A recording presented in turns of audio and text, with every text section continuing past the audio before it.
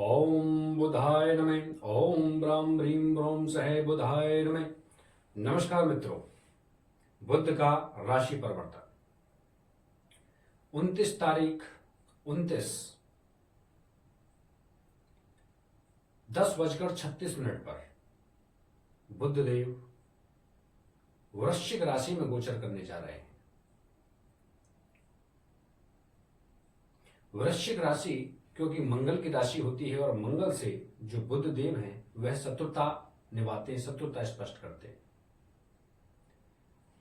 इसलिए बुध का ये गोचर कहीं ना कहीं दुख देने वाला है। लेकिन अच्छी बात यह है कि जो ये बुध का गोचर है यह पुनर्वसु के चतुर्थ चरण में हो रहा है, जो कि गुरु का नक्षत्र है।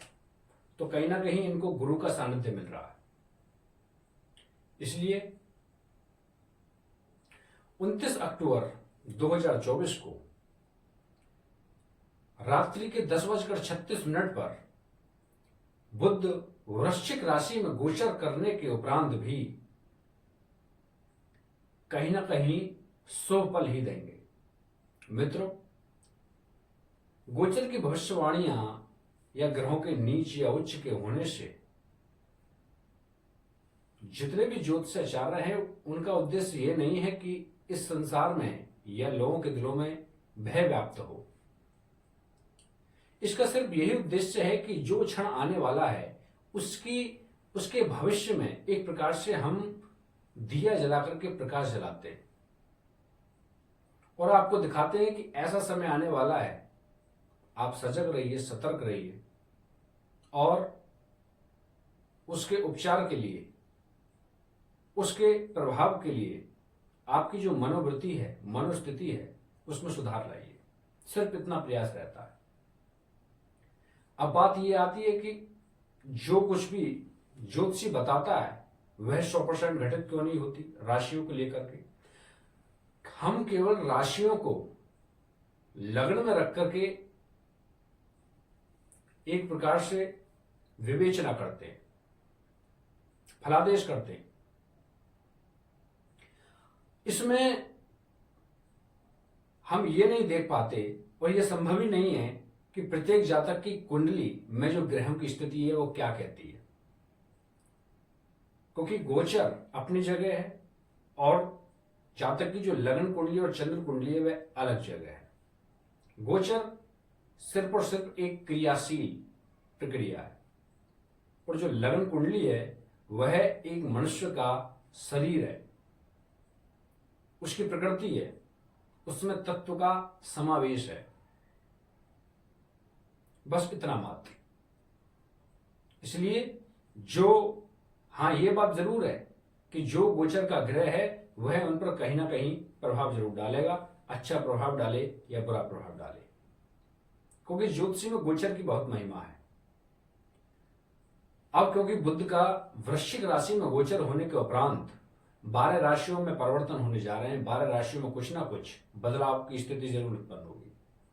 क्योंकि वीडियो बहुत लंबा हो जाता है, इसलिए बहुत कुछ बताना संभव नहीं हो पाता। इसलिए मात्र वह चीजें बताई जाएंगी जो हमारे लिए उपयोगी हैं। तो आइए शीघ्रता करें और सबसे पहले हम बात करेंगे पहली राशि मेष राशि।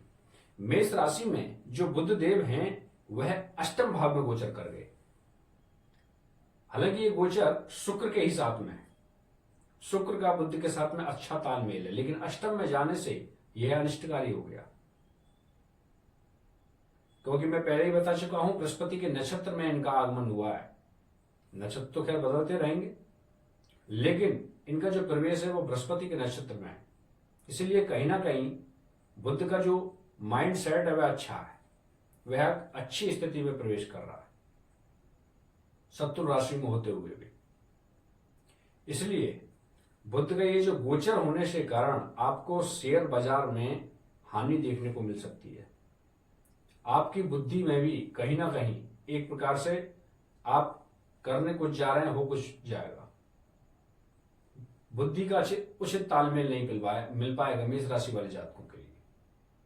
वही मंगल नीच का चल ही रहा है आपके चतुर्थ भाव में, तो भूमि भवन में संकट है, कोई आप वाहन भी बेच सकते हैं। और वहीं राहु आपके द्वादश भाव में विराजमान होने के कारण कहीं ना कहीं मानसिक स्थिति भी अच्छी नहीं है। सूर्य भी नीच का है, इसलिए मेष राशि के जातकों के लिए ये समय बिल्कुल भी अच्छा नहीं है। इसलिए आपको नित्य तो भगवान श्री बालाजी का आगे दिया जलाना है और नित्य ही श्री गणेश जी के आगे आपको वंदना करनी है। ओम ब्रोम ब्राम ब्रीम ब्रोम सह बुधाय नमः का आपको हो सके तो 108 बार जाप करना।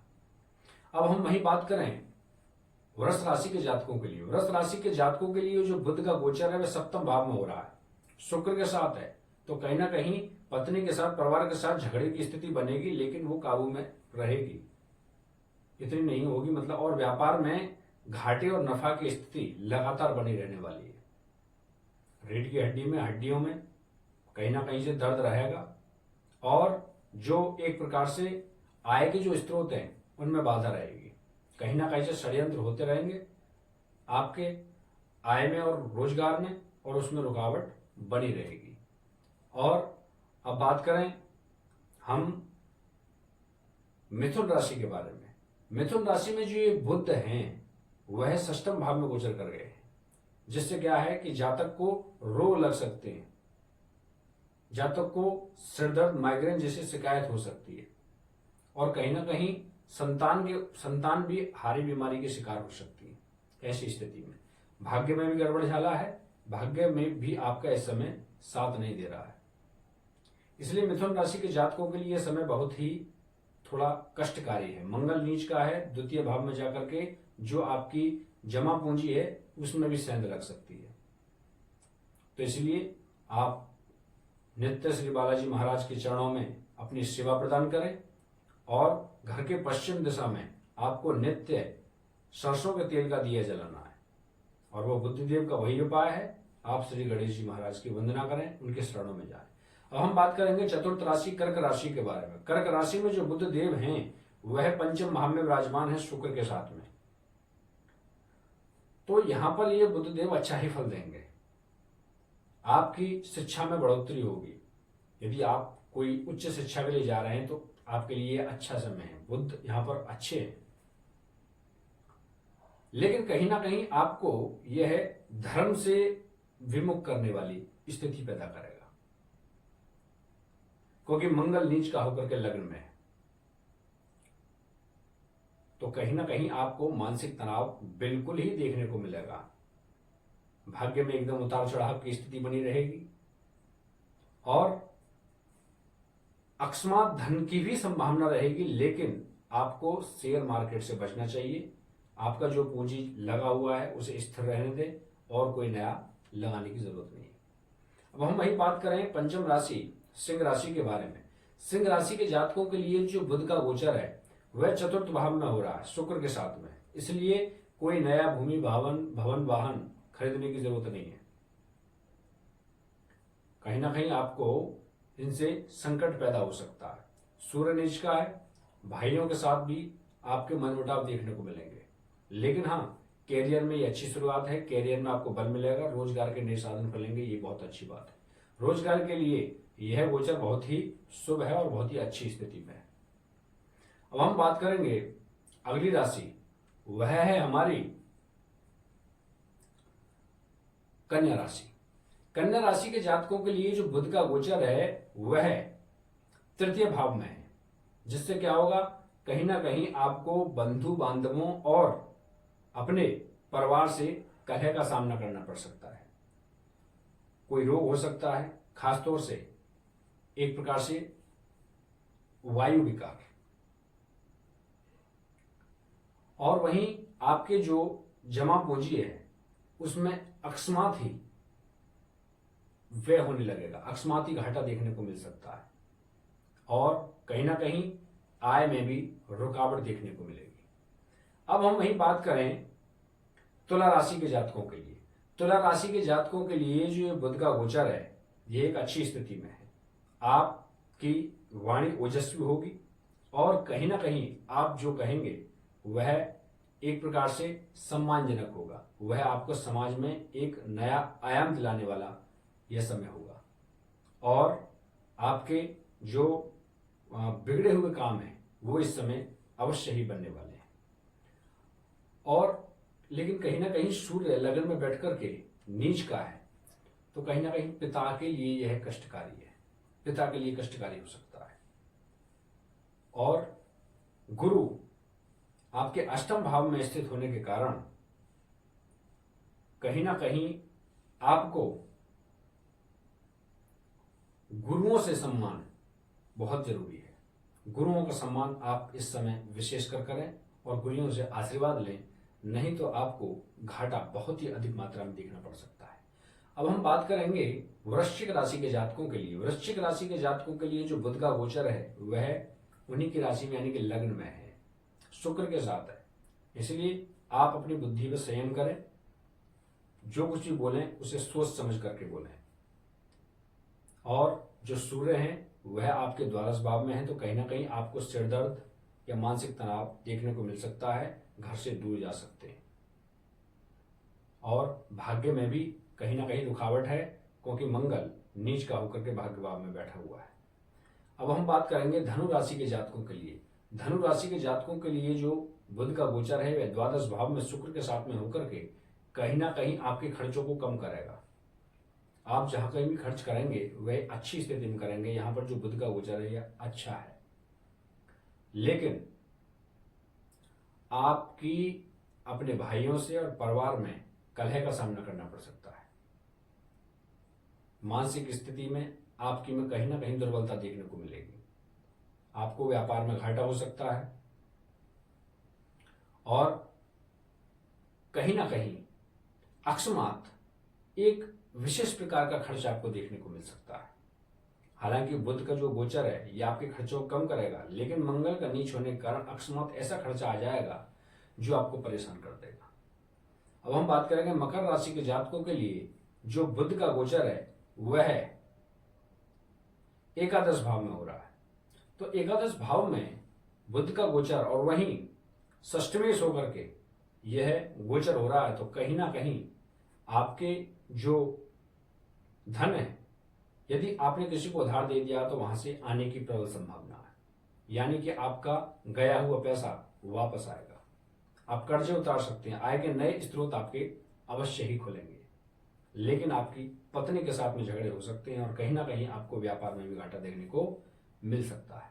अब हम बात करेंगे कुंभ राशि के जातकों के लिए। कुंभ राशि के जातकों के लिए कहीं ना कहीं मानसिक स्थिति, उलझनों की स्थिति बनी हुई है, लगातार बनी हुई है। और कहीं ना कहीं रोग, पेट की समस्याएं और खून के विकार, खुजली जैसी समस्याएं आपको लगी हुई हैं। कर्जे लगातार बने हुए हैं, लेकिन बुध के गोचर ने आपके कुछ आय के यानी कि रोजगार के अवसर आपको प्रदान करने वाले हैं। इसलिए बुध का गोचर आपके लिए बहुत ही ज्यादा रोजगार के लिए अच्छी स्थिति उत्पन्न कर रहा है। लेकिन आपका जो पैसा है वह इकट्ठा नहीं होगा, यानी कि आप इस समय पैसा नहीं जोड़ सकते। पैसा कमाएंगे लेकिन पैसा आप जोड़ नहीं सकते। अंतिम राशि मीन राशि की अगर बात करें तो मीन राशि के जातकों के लिए जो बुध का गोचर है भाग्य भाव में है, तो कहीं ना कहीं यह भाग्य को बल देगा। शुक्र के साथ में गोचर है तो यह भाग्य को बल देगा, गुरु की दृष्टि है। तो इसलिए इस समय आपका भाग्य पूरी तरह से साथ दे रहा है और आप कोई नया काम कर सकते हैं, लेकिन सावधानी रहें। गुरुओं की सलाह, अपने बड़ों की सलाह के बगैर आप कोई काम नहीं करिए, क्योंकि राहु लगन में बैठ करके आपकी बुद्धि भ्रमित कर सकता है और आपको घाटा दिलवा सकता है। क्योंकि शनि द्वादश भाव में होकर खर्चे करवाने के लिए एकदम उत्सुक है। इसलिए आप हमेशा सोच समझकर बुद्धि से कोई भी कार्य करें। सूर्य नीच का होकर के अष्टम भाव में अचानक खर्चे करवाएगा, इसलिए आपको विवेक की बहुत ज्यादा जरूरत है। मीन राशि के जातकों के लिए विवेक आप बिल्कुल अपने सामने रख करके चलें। कोई भी कार्य करें, अपने जो हितकारी हैं उनके समक्ष रख करके कोई भी कार्य करें। तो यह था 12 राशियों का राशिफल जो बुध के गोचर से उत्पन्न हुआ। यदि आप अपनी कुंडली का संपूर्ण विश्लेषण करवाना चाहते हैं, यदि आप इस समय परेशान हैं दुखी हैं, तो आपको कहीं ना कहीं कोई ग्रह या कोई ऐसी राशि आपको परेशान कर रही है जिसका उपाय संभव है। ज्योतिष एक ऐसा शास्त्र है जो केवल मनुष्य के ग्रह स्थितियों का प्रेडिक्शन नहीं करता, बल्कि उनके उपाय भी प्रस्तुत करता है और वो उपाय सफल हैं। इसलिए आप हमसे संपर्क कर सकते हैं। हमारा जो व्हाट्सएप नंबर है वह नीचे दिया गया है। नमस्कार।